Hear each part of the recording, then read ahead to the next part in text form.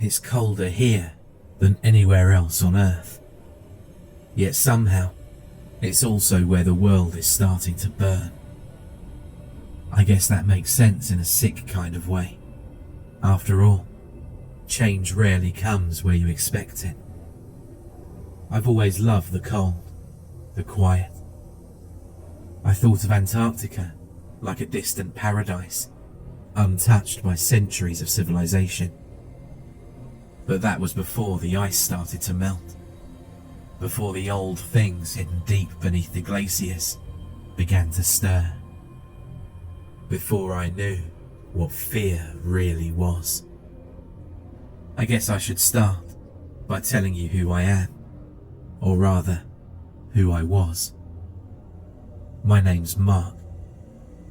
I was a 29-year-old virologist stationed at McKinley Outpost, a remote research station about 200 kilometers inland from what used to be one of Antarctica's largest ice shelves. Climate change and shifting ocean currents are starting to do the unimaginable. Part of the continent's icy armor is receding, leaving behind patches of bare earth and stone.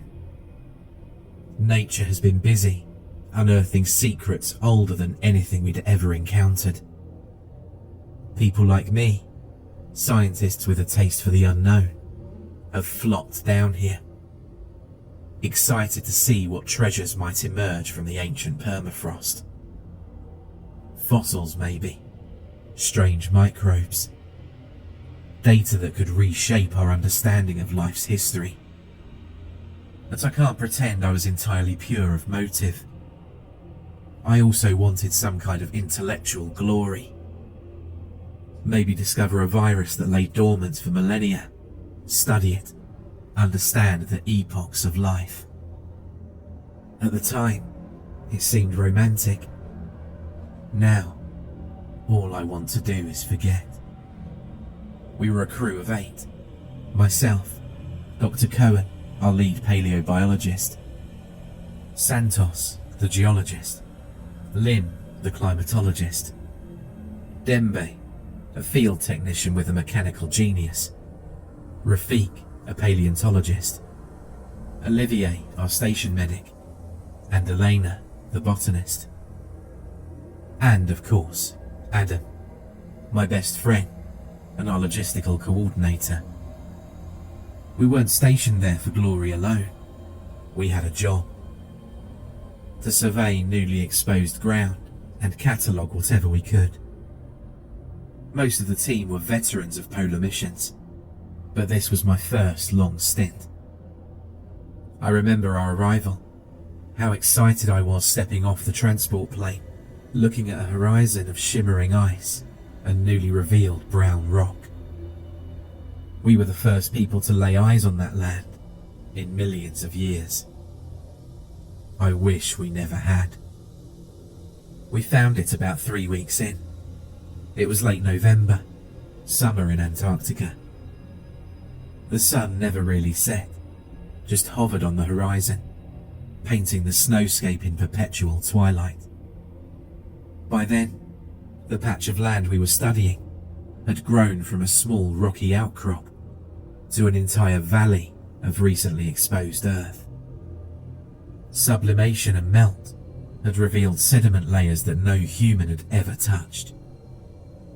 The day we made the discovery, I was out with Cohen and Rafik.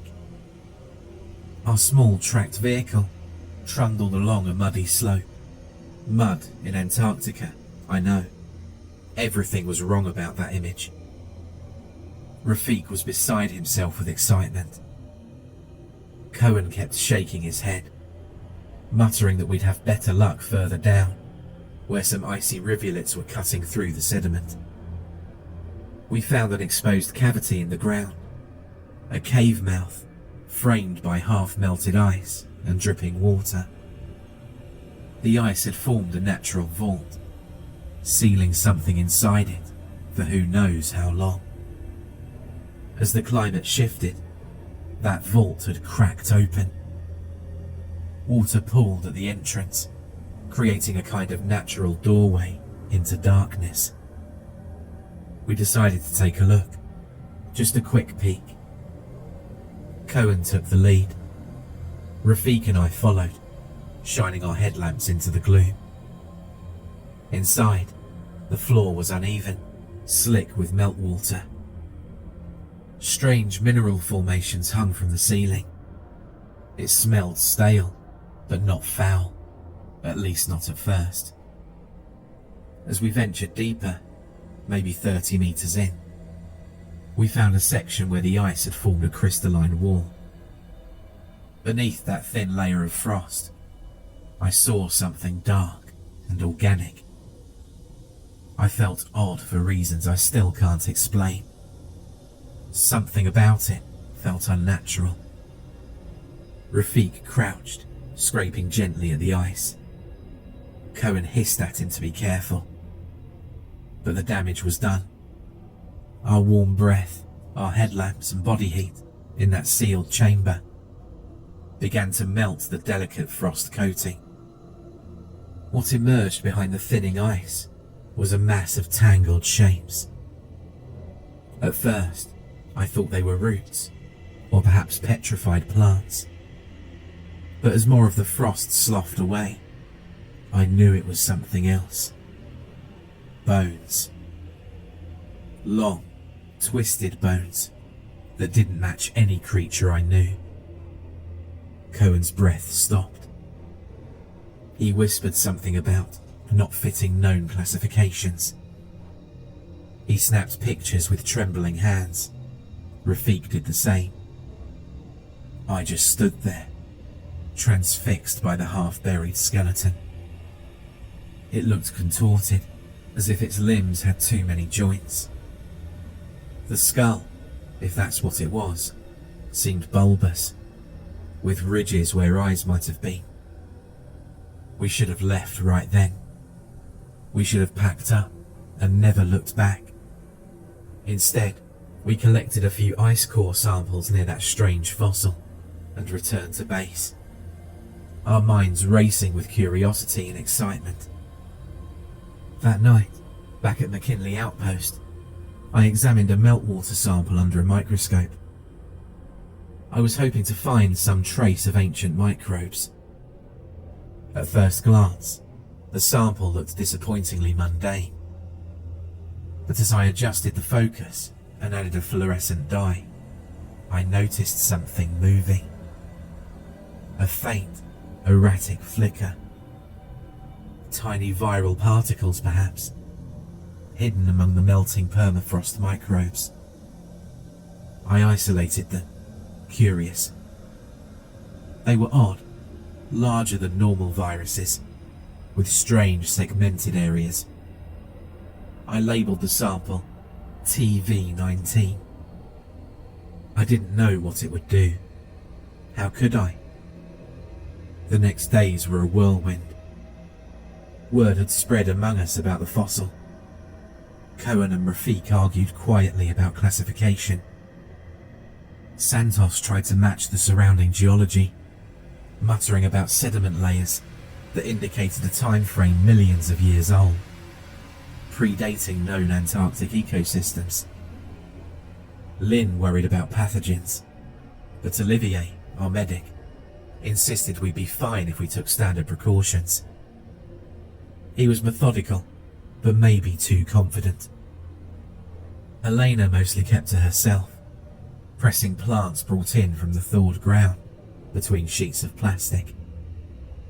And Adam, bless him, tried to keep everyone's spirits up, making coffee and jokes, telling me that we'd become famous for this discovery.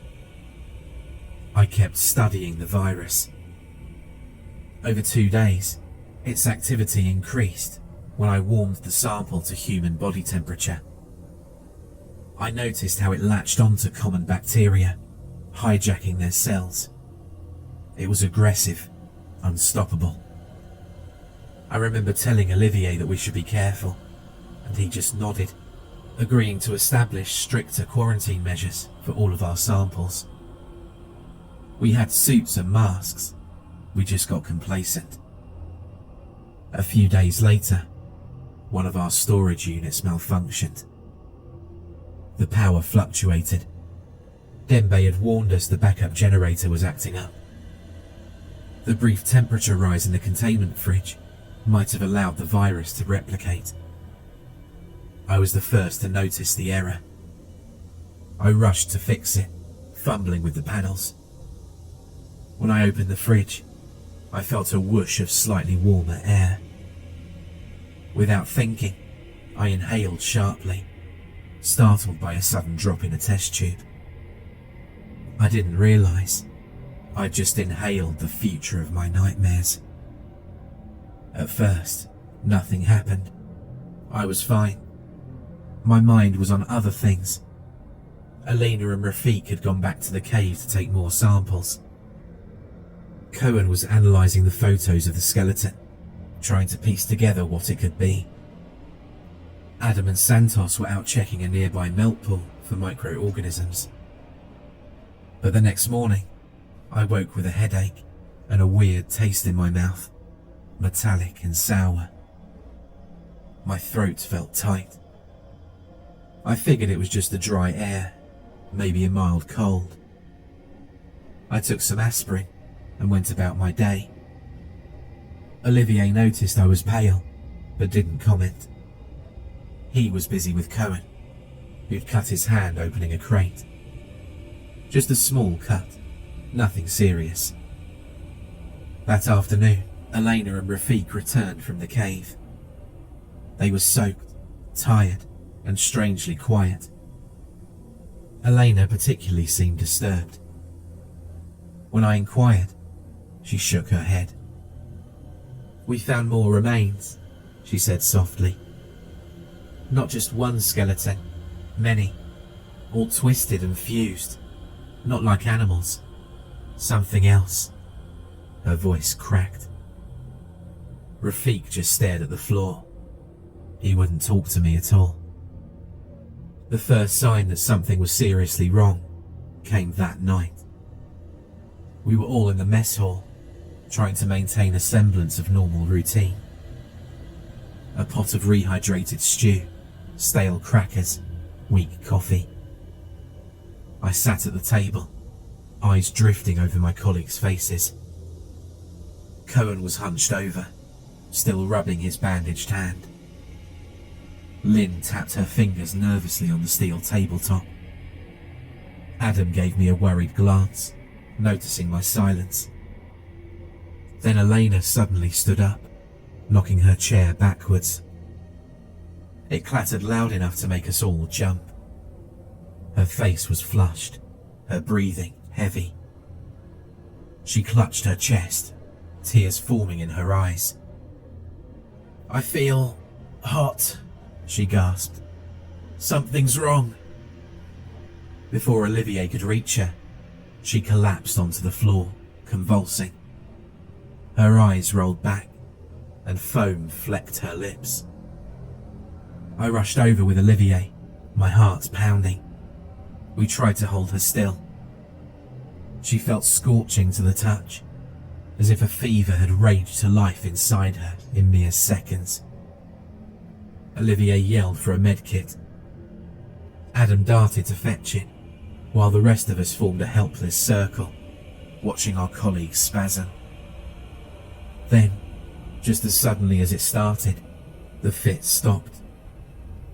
Elena lay there, breathing shallowly. Olivier and I hoisted her up and carried her to the infirmary. Lynn followed, while the others stayed back, stunned. We spent the next hour trying to stabilize her.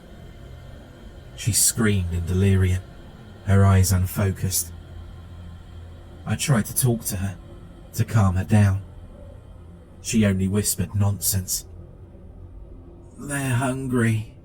They're so hungry. I heard them in the dark."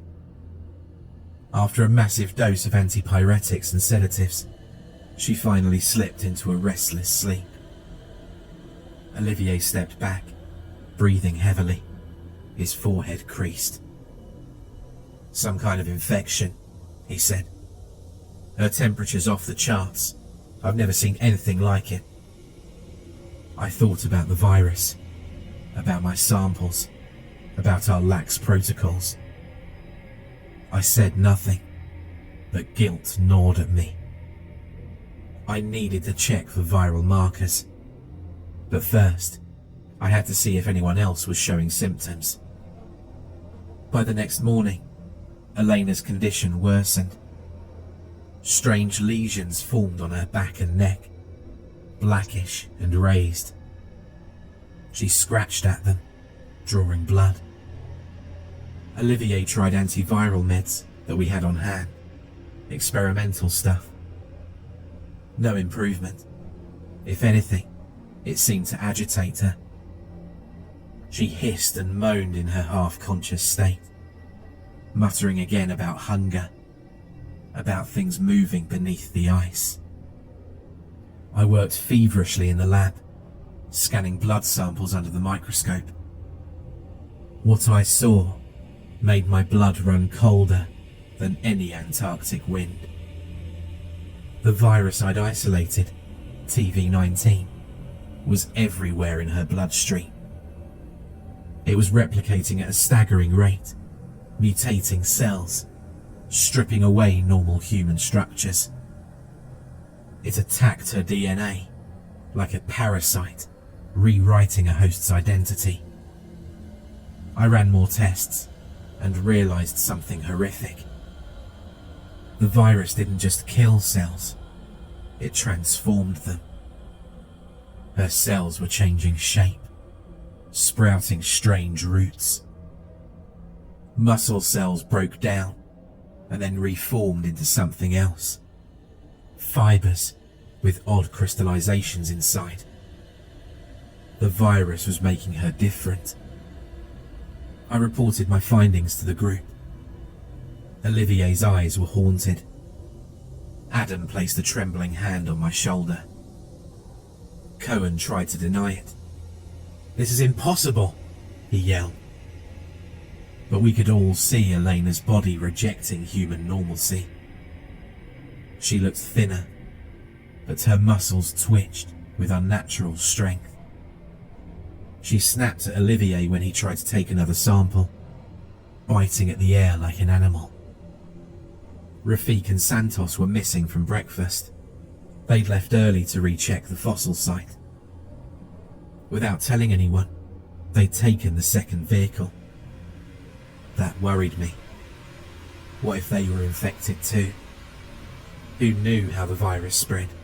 Through the air, contact, or something else? We tried to radio them. No answer. The storm outside had worsened. High winds and blowing snow battered the outpost. The weather window we'd enjoyed was closing fast, trapping us with our newfound nightmare. By midday, Elena had slipped into a kind of coma. Her eyes half open, but unseeing, her limbs rigid. Olivier insisted on restraining her to the bed for her own safety. Dembe quietly asked if we should take other measures. No one wanted to think about that. Murdering a colleague, it was unthinkable. But I caught Adam's eye. We shared a look. We both knew how bad this was. That evening, Santos and Rafik returned. Or rather, something returned wearing their coats. They stumbled through the door, pale and shaking. We rushed to greet them, relief turning to horror as we saw their faces. Both men had lesions similar to Elena's. Their eyes were bloodshot, pupils dilated and oddly shaped, as if something tugged at their very biology. They slurred their words, babbling nonsense about a sinkhole near the cave and shapes moving beneath the ground. They mentioned singing, low humming from the earth. Then they both collapsed. We dragged them to the infirmary, placing them in beds opposite Elena. Now we had 3 infected, all in various stages of transformation. Olivier did all he could, IV fluids, antiviral attempts, sedation. Nothing worked. The virus marched on in them, remaking their flesh. The rest of us, me, Adam, Cohen, Lynn and Dembe, huddled in the mess hall. The lights flickered as the wind screamed outside. We discussed options. Quarantine was obvious. Lock down the infected in the infirmary. But what if they broke out? Dembe suggested barricading the door. Cohen shook his head, horrified at the thought of treating colleagues like dangerous animals. Lynn cried softly, saying this could get out to the world if we ever returned home. That was the worst realization. What if we couldn't contain this? We were remote, yes, but supply ships and planes would eventually come. If the virus spread beyond us, what dark hell would we unleash on humanity? I felt dizzy, nauseated. My own throat was still sore. I coughed quietly into my sleeve, hoping no one else noticed. The following day, Elena changed. We awoke to screams from the infirmary. Cohen had gone to check on them early. We rushed after him. Inside, I saw Elena upright in her bed, free of her restraints. The straps had snapped. She hissed, baring teeth that looked sharper than before. Black lesions covered half of her face. Cohen stood frozen, and she lunged at him. He screamed as she knocked him into the supply cabinets, glass shattering. Olivier yelled and tried to pull her off, only to be met with inhuman strength. I watched, paralyzed by terror, as she bent Cohen's arm backwards with a sickening crack. His cries curdled my blood. Dembe and Adam rushed forward.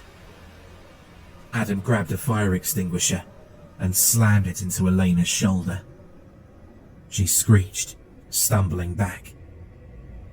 Her eyes fixated on Adam, and for a moment, I swore she recognized him.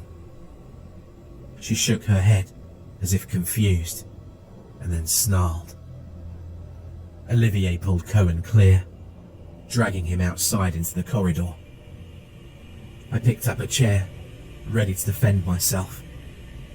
Lynn stood behind me, sobbing. Elena advanced slowly, limping now, her body twisting and stretching in ways I hadn't seen before. Behind her, I saw Rafik and Santos stirring on their beds, their bodies jerking as the virus roused them from sleep. We couldn't let them all turn. We'd be overrun. "Get out!" I screamed to the others, inching towards the door. Adam nodded, pushing Lynn ahead. Dembe held the fire extinguisher like a club. We backed out, and as we did, Rafik rolled off of his bed, landing on all fours like a beast. He was changing too. The bones in his neck jutted out, a grinding sound accompanying the unnatural posture. Once we were in the corridor, Dembe slammed the infirmary door shut.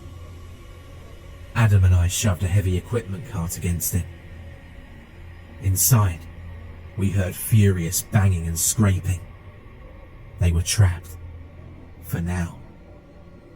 We were left with Cohen's moans echoing in the sterile hallway. Olivier tore open his shirt, checking his broken arm. Cohen's face was bloodless, shock setting in. "We need splints, painkillers," Olivier said. His voice shook. "She broke his arm like a twig." I knelt beside them, shaking. Cohen would need medical attention, but we had to be careful. Any contact with infected blood, any droplets could spread this. "Olivier," I said softly, "do you think, can he be infected now?" She scratched him. There was blood. Olivier looked at me with forlorn eyes. "I don't know."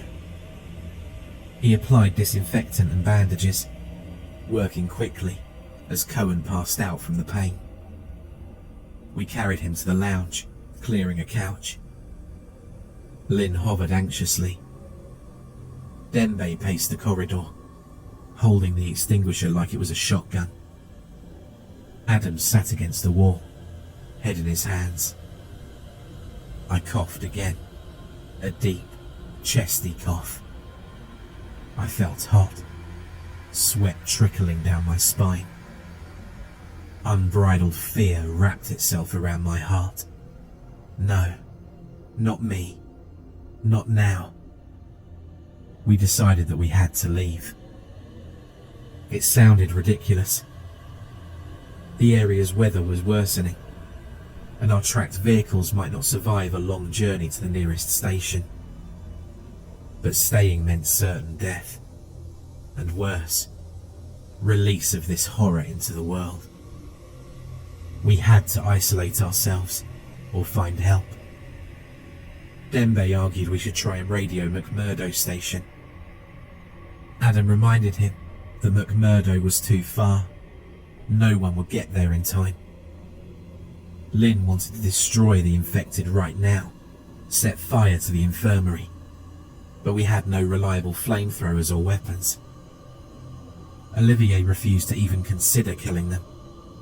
They'd been our colleagues. My head pounded. I drifted away from the conversation, nausea and fever swirling inside me. The virus was inside me. I knew it.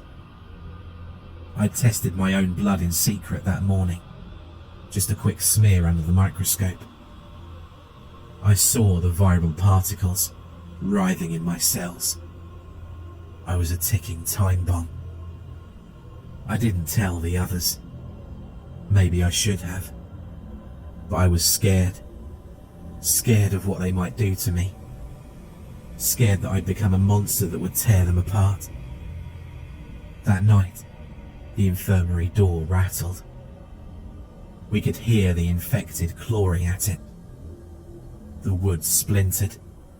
The equipment cart shifted. They were getting stronger. Cohen woke up briefly, delirious with fever. Olivier and I exchanged a glance. Another one infected. Soon, he'd be joining them. We hatched a desperate plan. We'd load one of the tracked vehicles with supplies, drive out as far as we could. It might mean death by exposure, but at least we'd die as humans. Maybe we could circle back, find another outpost. Or maybe just drive into the white nothingness until we froze, taking the virus with us. But first, we had to deal with our infected colleagues. Letting them roam free was unthinkable. If they escaped the building after we left, they might migrate, survive somehow, or stay dormant until rescue crews arrived. Then, the virus would spread beyond Antarctica, beyond control. I remember looking at Adam and seeing the pain in his eyes. He wanted no part in killing anyone. He was gentle by nature, but we both knew what had to be done. We divided tasks. Lynn and Dembe would gather fuel and rig something to burn the infirmary. Olivier and Adam would prep the vehicle and pack rations. I said I'd help Lynn, but first I sneaked into the lab. I needed to check something. Any last-ditch cure. Anything. My fever was getting worse. My hands shook as I pipetted chemicals. The virus was resistant to anything we were throwing at it. It didn't respond to heat shocks or antivirals. It just adapted, evolving rapidly. It was impossible. I stared at my reflection in the polished steel. My eyes were bloodshot. Black specks dotted the skin at my collarbone. It would happen to me soon. My limbs would twist. My mind would slip away. I couldn't let that happen outside these walls. I grabbed a syringe and filled it with a sedative, enough to knock me out permanently if I wanted. An escape hatch if I lost control. The screaming started then. I rushed out to the corridor. The infirmary door had burst open. Rafik and Santos were free, crawling out. Their bodies were partially human, partially something else. Twisted spines hunched beneath torn clothing. Their eyes glowed with a maddened hunger. Elena emerged behind them, her jaw unhinged, drool mixed with blood dripping down her chin. Dembe yelled and swung the fire extinguisher, connecting with Santos's head. The creature shrieked, but barely flinched. It grabbed Dembe's arm and yanked, sending him sprawling. Lynn hurled a canister of ethanol at Rafik, which shattered and doused him. She flicked on a lighter. Where she found it I'll never know, and tossed it forward. Flames erupted, causing Rafik to screech, the stench of burning flesh filling the corridor. Elena lunged at me.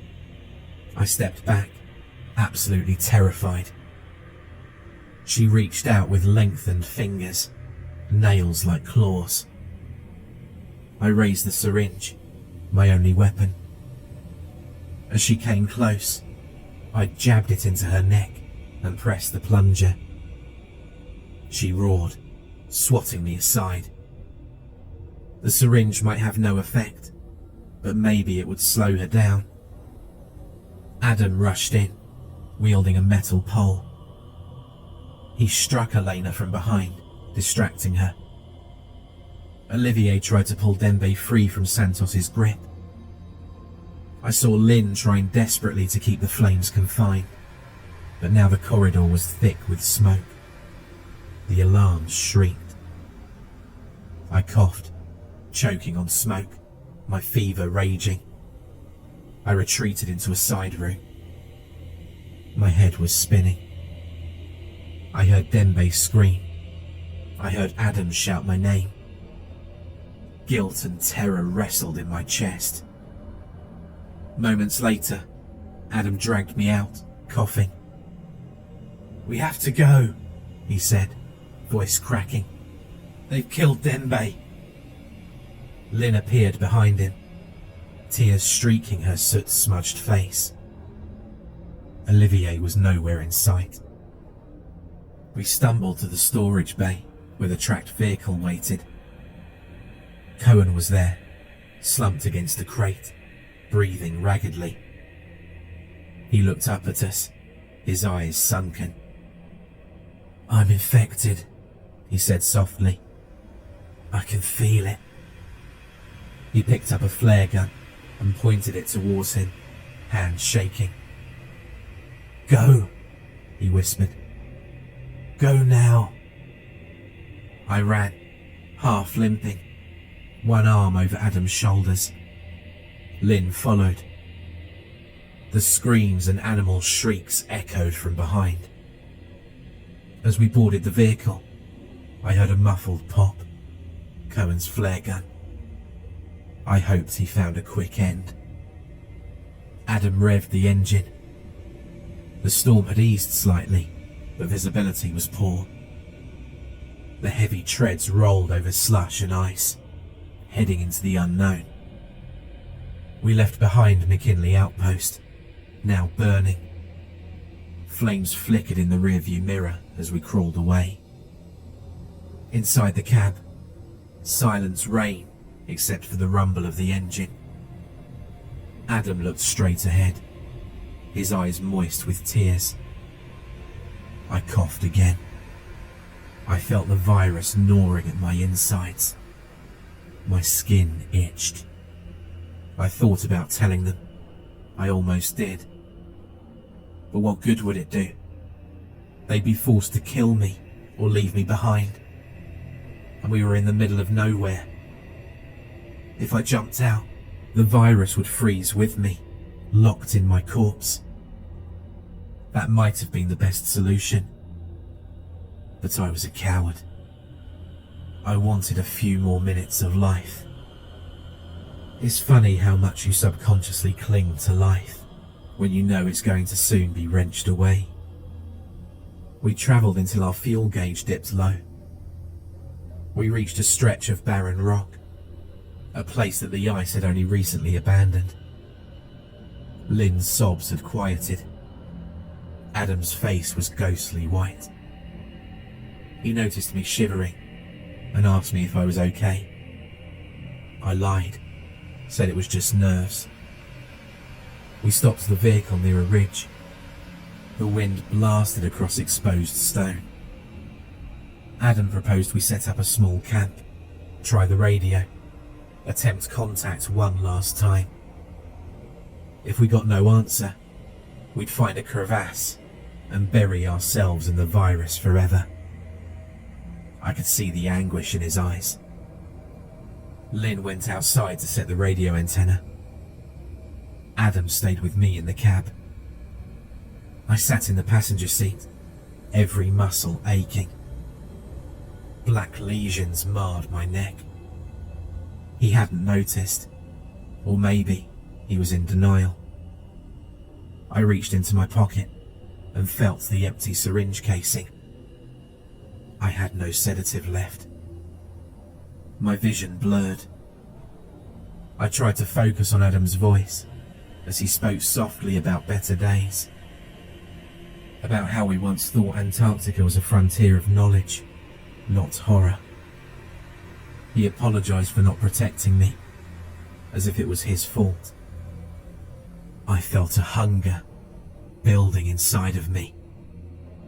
My nails scraped the seat. I bit my lip until it bled, trying to keep control. I realized that this was it. I had maybe minutes before I'd lose my mind. I reached for the door handle. "Mark?" Adam asked, confused. I opened the door, stepping out into the bitter cold. The wind whipped at my face. I stumbled into the open, knees weak. I heard Adam calling my name behind me, but I walked faster. I didn't want him to see what I'd become. Lynn was setting up the antenna about 20 meters away. She looked up, startled, as I approached. I saw suspicion in her eyes. She noticed my gait, my posture. I tried to smile reassuringly, but probably failed. She reached for a wrench on the ground, holding it like a weapon. I stopped a few paces from her. I could feel the virus rushing through my veins, screaming at me to feed, to spread. My fingers twitched. I managed to speak, voice rough. "Lynn, back away. I'm infected." Her face went as pale as the ice. She shouted for Adam. I shook my head, tears freezing on my cheeks. "Don't come closer," I rasped. "I'll kill you if you do. The virus. I can't control it." My throat burned. The wind howled. I made a decision, the only one I had left. I turned and ran, stumbling down a slope of loose gravel and ice. I heard Adam yell, felt his footsteps behind me, but I pushed on. My limbs ached, bones grinding as they began to reshape. I wouldn't let the monster take them. I reached a thin patch of ice bridging a crevasse perfect.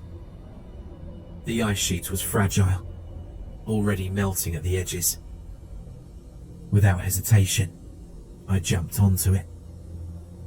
The sheet cracked, spiderweb fractures shooting across its surface. I stepped again, harder this time, even as pain rippled through my body. I glanced back and saw Adam at the ridge, horror on his face. I forced a smile, or tried to. He reached out, screaming my name. I raised a trembling hand in goodbye. Then I stomped my foot down. The ice gave way. I plummeted into darkness, cold air rushing past me. The crevasse walls blurred. The virus screamed in my veins, but I knew soon the cold and the impact would end me. End it. As I fell, I imagined the old Antarctica, frozen and pristine, long before human hands touched it. Before monsters and viruses and ancient bones. I imagined my colleagues as they were, laughing over coffee, excited about discovering something new. I hoped Adam and Lynn would survive, find a way to warn the world. They were better people than me, braver. They might find peace. The darkness closed in. The wind roared, and somewhere, I swore I heard that ancient hunger crying out, furious at being denied its prey. But it would die with me down here, frozen beneath the ice that once concealed it. I hope the world never knows what truly happened. If you found this record, these words I've somehow managed to record in my last moments, then please, heed them. This virus, this thing we unearthed, must never escape the polar deserts. It belongs in the Earth's ancient tomb.